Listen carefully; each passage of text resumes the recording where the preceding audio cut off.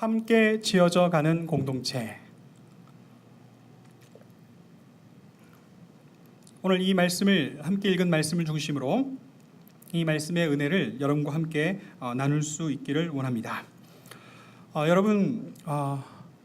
여러분들께서 얼마나 잘 알고 잘 사용하시는지 모르겠습니다만은 요즘 한국 젊은이들 사이에서 이 말의 재미를 위해서 짧게 만든 단어가 유행하고 있습니다.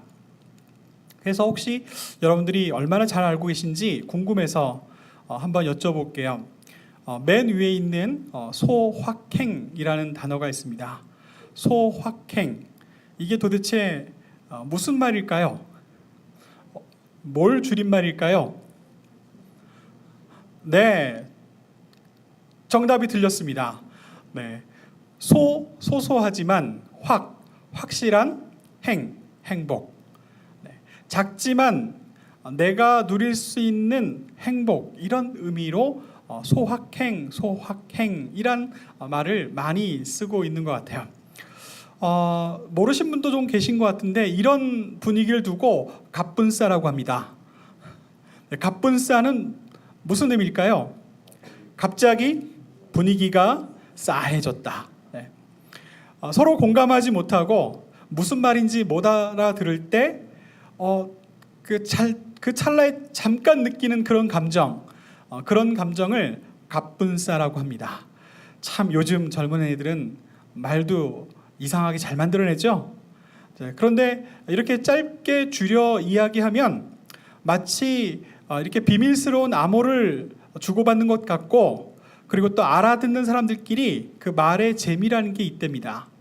자, 그래서 이제 마지막으로 오늘 여러분들에게 그 밑에 있는 하사교, 이 하사교는 도대체 어떻게 줄임말일까요? 무엇을 줄임말일까요?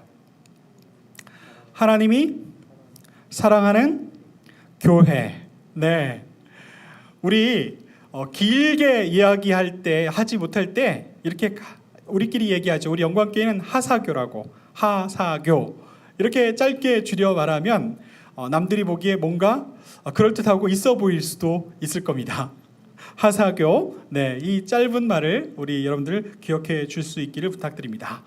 자, 성경에도 읽다 보면 이런 말의 재미를 느낄 수 있는 그런 구절들이 있습니다. 오늘 우리가 읽은 이 19절에 있는 말씀, 그 앞부분에 여러 번역들을 비교해 보면 이 말의 재미를 느낄 수가 있는데요. 저는 어떤 그 재미를 발견했냐면, 먼저 가운데 있는 NIV 성경에는 이 첫 부분을 이렇게 번역을 했어요. Consequently, 결과적으로, 이렇게 번역을 했는데, 우리 한글 성경 개역 개정은 이렇게 번역을 했습니다. 그러므로 이제부터, 이렇게 번역을 했어요. 좀 완전히 그 뉘앙스가 다른 것 같죠? 말의 뉘앙스가 다른 것 같은데, 제가 헬라어 신약 성경 원전을 찾아봤더니 NIV 성경보다 우리 개역 개정 성경이 이 원전과 훨씬 더 가까운 번역이겠더라, 그런 생각이 들었습니다. 아라는 so, own, now, then, 이런 의미가 되겠습니다. 자, 제가 발견한 말의 재미가 무엇인지는 이 에베소서 2장에 있는 다른 단어를 보면 재미를 느낄 수 있어요. 그러므로 이제부터, 이렇게 시작을 했는데, 네, 2절에서는 이렇게 합니다. 그때에 너희는, 이렇게 번역을 했고요. NIV에서는 이런 소소한 접속어가 없어요. 그냥 you used to live, 이렇게 너는 과거에 그렇게 살았다, 그냥 과거형으로 번역을 했습니다. 그래서 궁금해서 다시 헬라어 원전을 찾아봤더니 포테라는 단어가 있더라고요. 이 포테는 한때, 이런 뜻입니다. 그러니까 그냥 과거에 막연하게 어땠다라는 이런 표현보다 우리 성경에 그때의 너희는 이라는 이런 표현처럼 한때는 어땠다. 자, 말의 재미는 이렇습니다.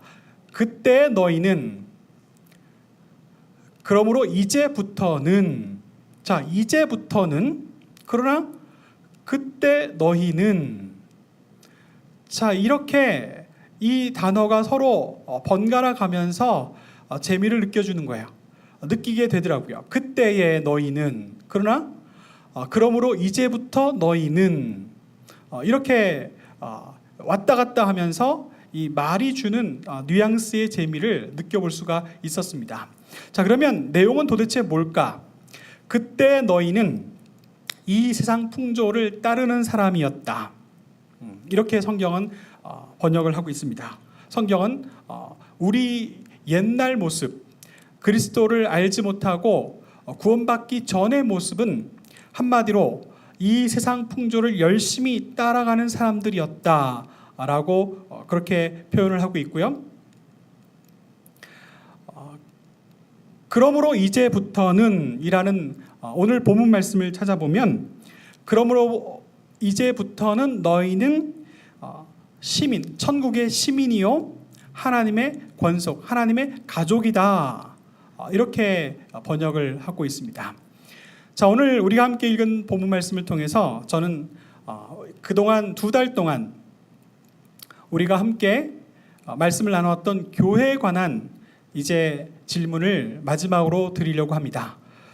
마지막 시간에 이르러서 가장 기본적인 질문을 여러분들에게 드리려고 해요. 교회는 무엇인가? 가장 베이직한 베이직 퀘션입니다. 교회는 무엇일까? 이 이야기는 지금 하나님 앞에 예배하러 나온 지금 이 시간 우리는 과연 무엇일까? 우리는 누구일까? 라는 이 질문에 대한 대답이 되겠죠. 오늘 성경은 이렇게 이야기합니다. 우리는 한때는 세상 풍조에 따라 살았으나 그러나 이제는 그리스도 안에서 천국의 시민이요 하나님의 가족 되었다. 이렇게 선포하고 있습니다. 그렇습니다. 교회는 헬라어로 에클레시아라는 말은 이 세상 속에 살고 있었으나 이 세상으로부터 하나님의 부르심을 받고 하나님이 우리에게 주신 구원의 선물 힘입어 우리 주 예수 그리스도로 말미암아 이제는 이 세상 속에서 계속 살아가겠으나 그러나 천국의 시민권을 소유한 하나님의 자녀, 하나님의 가족으로 살아가는 사람들이다 라고 성경은 말씀하고 있지요. 여러분들 시티즌십에 대해서 제가 많은 이야기를 하지 않아도 여기에 여러분 각자의 사연들을 경험하고 또 가지고 있겠습니다. 미국의 시민권을 갖고 있는 것과 미국에서 살고 있지만 미국의 시민권을 가지지 못한 사람의 차이가 너무나 크다는 것을 여러분들 잘 알고 있죠. 이 세상에서 살아가고 있지만 누구나 다 이 땅의 어느 국가에 속한 시민들이겠지만 그러나 하나님 나라의 시민이다. 하나님 나라의 백성이다.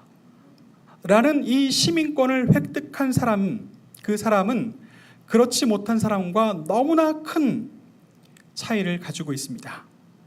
그것이 과연 언제 드러나느냐? 영생을 누릴 시간과 그렇지 못하고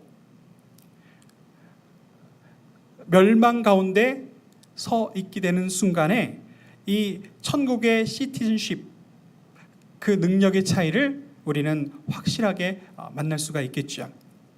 또 오늘 성경에서는 재미있는 표현을 하고 있습니다. 하나님의 가족이다 라고 표현을 하고 있죠.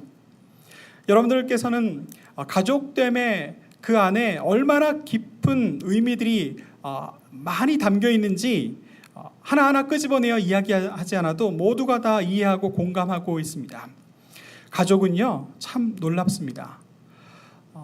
세상 어디에서 살고 있든지 간에 무엇을 하고 있든지 간에 가족들은 틀림없이 가족이에요. 성격도 다르고 사는 곳도 다르고 그리고 뭐 가진 것도 다르고 누리는 것도 다르고 생각하는 것도 다 다르지만 조사해 보면 유전자는 그들이 한 가족이라는 것을 확실하게 증명을 해주고 있습니다. 오늘 여러분들께서 그 예배 시간에 짤막하게 만나보셨겠습니다마는 우리 저희 장모님, 그리고 큰 이모님, 그리고 작은 이모님, 한국에서, 애틀란타에서, 산호세에서 각자 사셨지만 이렇게 한 자리에 나란히 앉고 보니 누가 봐도 자매라는 것을 단번에 알게 돼요. 유전자가 다른 누구보다도 가족이라서 정확하게 일치하기 때문입니다. 우리가 하나님의 자녀 되었다, 하나님의 가족 되었다라는 것은 이 세상에서 얼마든지 잃어버린 바 되기도 하고, 또 이 세상에서 이런 모습 저런 모습 각자 정말 씨름하며 살아가게 되기도 하겠지만, 하나님께서는 그 하나님의 가족, 하나님의 자녀를 틀림없이 알아보시고 외면하지 아니하시고 버리지 아니하신다는 그 은혜를 우리는 얼마든지 이해하고 있습니다. 우리 뒤에 예배 늦게 오신 분께서 못 들어오셔서 문을 좀 열어주시기 부탁드립니다. 네. 교회는요, 그렇습니다.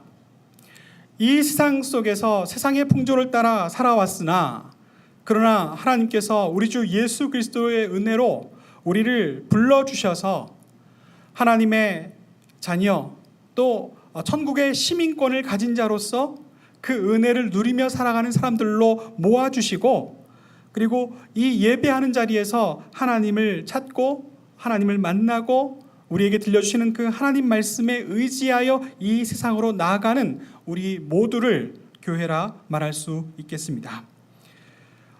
오늘 말씀을 좀 더 읽어보면 이 교회에 관해서 또 기막힌 비유 하나가 등장을 합니다. 사도 바울은요, 집을 짓는 사람은 아니었지만 집 짓는 비유에 관해서 종종 비유를 하셨어요. 사실 그가 했던 천막을 짓는 일과 집을 짓는 일은 좀 많이 다르긴 하지만 그러나 유사한 면이 있겠습니다. 저는 옛날에 읽었던 책 중에 우리 신용복 선생님의 글 가운데 집을 그리는 방법에 관한 이야기를 아주 인상 깊게 읽었어요. 여러분, 모든 사람들에게, 특히 아이들에게 집을 한번 그려보라고 종이를 주면 대체로 모든 사람들, 모든 아이들이 집을 이렇게 그린답니다. 이쪽 지붕 쪽을 먼저 그리고 이렇게 집 몸통을 그린 다음에, 그리고 밑에 바닥을 쭉 이렇게 밑줄을 그린다죠. 근데 신용복 선생님께서 집을 짓는 목수를 만났는데, 그가 집에 관해서 설명하다가 땅바닥에다가 집을 하나 그려보더래요.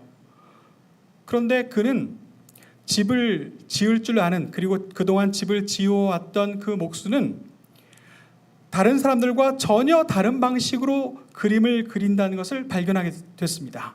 과연 어떻게 그렸을까요? 맨 밑에 밑줄을 그리고 이 모퉁이, 주춧돌을 그린 다음에, 그런 다음에 이 기초를 그리고 기둥을 그리고 나서 이렇게 몸통을 그리고 창문 문열 그리고 마지막에 지붕을 그려 얹으더래요. 여러분들, 사소하지만 이 차이 어쩌면 대단한 차이라고 생각할 수도 있어요.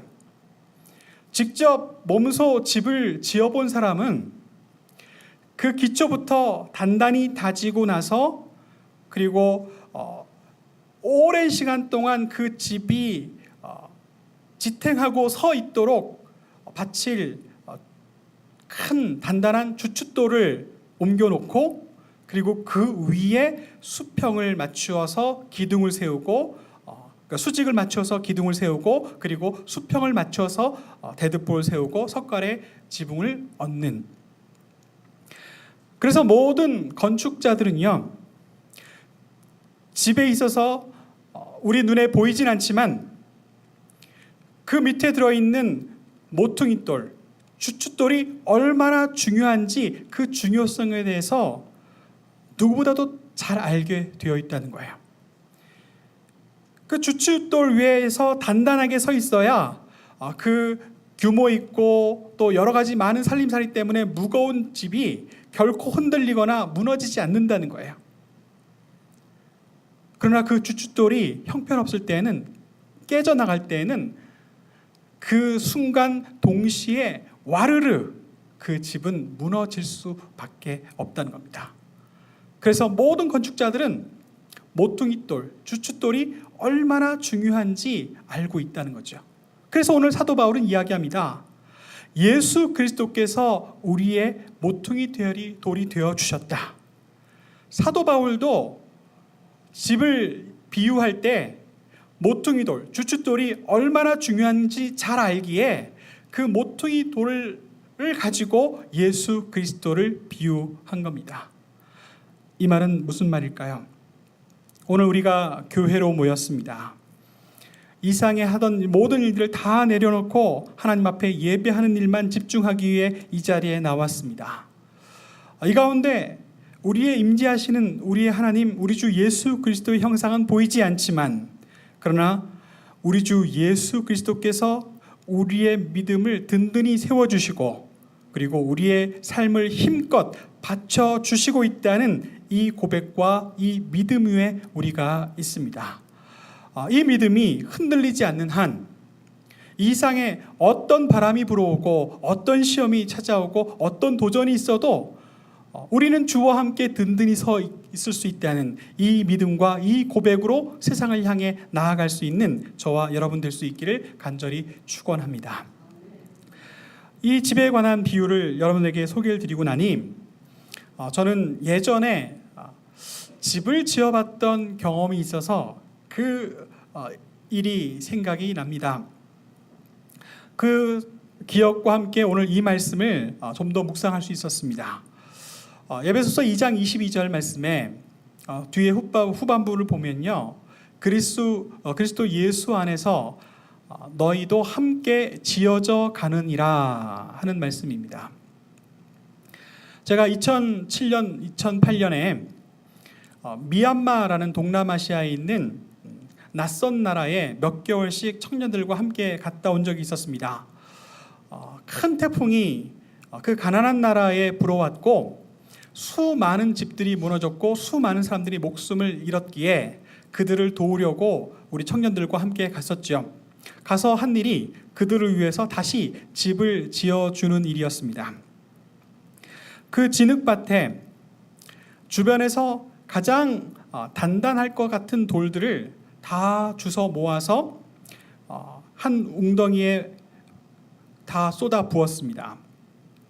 그리고 저희가 돈을 주고 사온 시멘트와 그리고 여러 가지 철 골재 가지고 틀을 만들어서 거기다가 이 콘크리트를 쏟아 부었죠. 그리고 며칠 동안 그것이 굳기를 기다리면서 저희는 주변에 있는 쓸만한 목재를 준비를 했습니다. 이제 그 목재를 가지고 단단히 굳어진 그 기초에다가 기둥을 세우고 집을 짓기 시작했는데요. 여러 명들이 함께 집을 지었기 때문에 그 집을 짓는 게 너무 수월했어요.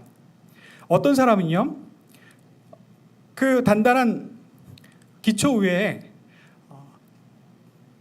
아주 무겁고 두툼한 나무를 붙잡고 이 수직계를 딱 세워놓고 수직이 맞는지를 한 사람은 관찰하고 여러 사람들이 그게 흔들리지 않도록 꽉 붙잡고 있습니다. 그러면 또 다른 여러 명들은요, 그 기둥과 기둥을 서로 이을 이 대들보를 힘을 합쳐서 이 그 선반을 만들어서 그 위에 올라가서 높이 올라가서 여러 명이 힘을 함께 써서 그 나무를 기둥과 기둥 사이에 얹어 놓는 일을 했죠. 그리고 한 사람은 그것이 수평이 맞는지 이 수평계로 꼼꼼하게 보면서 일을 했습니다. 그렇게 함께 집을 지으면서 우리 사이에 어떤 감정이 들었냐면, 함께 집을 지어가는 동안 내가 아닌 다른 사람들 때문에 내가 얼마나 수월하게 이 일을 잘할 수 있는지에 대한 이 고마운 감정이 생겼어요. 대들보를 올리는 무거운 힘을 써서 대들보를 올리는 사람들은 기둥을 단단히 받쳐주고 있는 사람들이 있었기 때문에 안심하고 대들보를 올릴 수가 있었고, 그리고 기둥을 잡고 있는 사람들은 힘을 써서 그 대들보를 올려서 기둥에 아주 반듯하게 올려놓는 다른 사람들이 있었기에 그 일을 완성할 수가 있었던 거죠. 이렇게 함께 집을 지어가는 과정에서 함께 그 일에 참여한 사람들이 얼마나 소중한지 그 일을 마치는 동안 우리는 아주 풍성하게 그 감정을 나눌 수가 있었습니다. 그러면서 저는 오늘 이 말씀을 읽으면서 그 감정이 저 안에서 새로워졌습니다. 우리 영광교회도 우리 주 예수 그리스도 안에서 함께 지어져 간다라는 말이 얼마나 더 큰 은혜가 있는 단어인지, 이 말의 이 뉘앙스가 얼마나 더 깊은지 그 깊이를 조금 만나게 됐습니다. 적용해 볼까요? 함께 지어져 가는 우리 영광교회 성도들 때문에 제가 느낄 수 있는, 누릴 수 있는 기쁨이 얼마나 큰지 모르겠습니다. 아주 사소한 것부터 이야기해 보자면요, 토요일 새벽 예배를 마치고 저희 그 토요 새벽 기도에 참여한 모든 성도님들께서 함께 힘을 합쳐서 주일 준비를 위해 교회를 이곳저곳을 깨끗하게 정돈을 하고 청소를 합니다. 어떤 분은 교회 카펫을 바큐음을 하고요, 또 어떤 분은 저 뒤에 화장실과 복도를 밀걸레로 깨끗이 닦아서 청소를 하고요, 또 어떤 분은 우리가 식사하는 저 교육관 바닥을 깨끗이 벽흠하고요, 또 어떤 사람은 청소를 잘 할 수 있도록 그 모든 의자를 다 접어서 올립니다. 그리고 또 어떤 분은 이 강대상에 있는 먼지를 깨끗이 정돈하고 닦고 그렇게 주일 준비를 하죠. 이렇게 30-40분 동안 여러 교인들이 함께 주일을 준비하는 마음으로, 또 교회를 사랑하는 마음으로 각자 자기에게 맡겨진 이 부분들을 잘 감당하니 서로를 향한 마음이 든든한 겁니다. 그리고 감사가 넘칩니다. 만약에 이 귀한 분들이 없다면, 이 모든 것들을 나 혼자 하라치면 얼마나 막막하고 또 힘이 들었겠습니까? 그런데 이 일을, 귀한 일들을 함께하는 여러분들이 있어서 정말 기쁘고 감사하고 고마운 마음이 듭니다. 좀 더 적용을 해볼까요? 우리 영광교회는 작은 교회입니다. 어려움을 많이 겪었던 교회지요. 그런데 잠시 어려움 때문에 교회를 떠났다가 돌아오신 가정들이 있어요. 그분들의 얼굴을 보면 얼마나 기쁘고 감사한지요. 여러분 때문에 내가 힘이 납니다. 여러분 때문에 내가 다시 새로운 힘을 얻습니다. 이런 기쁨과 이 감정을 맛볼 수가 있습니다. 또 우리 영광교회 새로운 교인이 되어주셔서 묵묵하게 정말 하나님 앞에 온전한 마음으로 변함없이 예배하는 우리 새 가족들이 있습니다. 여러분에게 제가 자주 밥을 사주거나 맛있는 것을 사주지는 못했지만, 그래도 여러분의 얼굴을 보면 얼마나 반갑고 기쁘고 힘이 나는지요. 오시지 얼마 되시지 않았지만 점심을 먹고 주방에서 설거지하는 그 일을 참여하고자 손을 걷어 그 부엌에 들어가서 열심히 설거지하는 우리 성도님의, 우리 집사님의 얼굴을 볼 때 얼마나 기쁘고 힘이 나는지 모르겠습니다. 오늘 이 말씀대로 우리가 하나님께서 사랑하시는 교회라면, 오늘 이 말씀대로 주 안에서 함께 지어져 가는 교회라면, 함께 하나님의 아름다운 성전을 지어가는 이 즐거움과 기쁨도 우리 몫이라는 것을 저는 고백합니다. 그러기에 저는 우리 성도님들께 우리 몫으로 당당히 누려야 할 이 기쁨을 자주자주 고백하고 또 선포할 수 있기를 원합니다. 우리 장로님께서는 여러 성도님들에게 성도님께서 계셔서 제가 기쁩니다. 제가 너무나 좋습니다. 제가 힘이 납니다. 또 우리 성도님께서 매주 빠짐없이 이렇게 예배에 참여해 주시니 참 좋습니다. 기쁩니다. 우리 찬양팀이 매주 변함없이 이렇게 힘껏 열심히 연습하고 찬양으로 하나님 앞에 헌신하고 봉사하니 이 아름다운 모습으로 우리가 큰 은혜를 받습니다 라는 이 고백, 이 나눔, 이것이 우리 안에 더 풍성하게 누려질 수 있기를 간절히 소망합니다. 여러분들 주저하지 마시길 원합니다. 우리는 함께 지어져 가는 교회이기 때문에 우리가 누릴 수 있고 느낄 수 있는 그 모든 좋은 감정들을 아끼지 말고 표현하고 나눌 수 있기를 원합니다.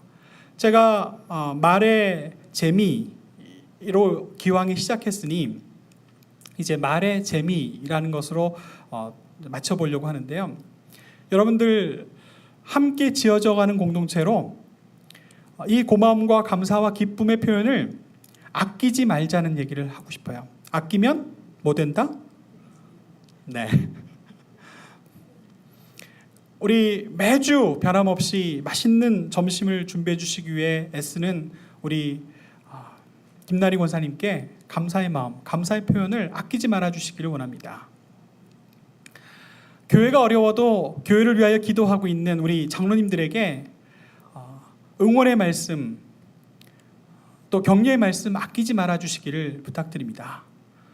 또 우리 자라나는 유스들, 한국말을 완전히 다 알아듣지 못해도 이렇게 다른 데 가지 않고 주의를 지키면서 찬양팀으로 그리고 또 자기의 언어인 영어로 기도하고 고백하는 이 모든 것들을 사랑하고 기뻐하고 격려하고 또 축복하는 이 귀한 사역을 아끼지 말고 우리 모두 함께 잘 감당할 수 있기를 부탁드리겠습니다. 기도하겠습니다.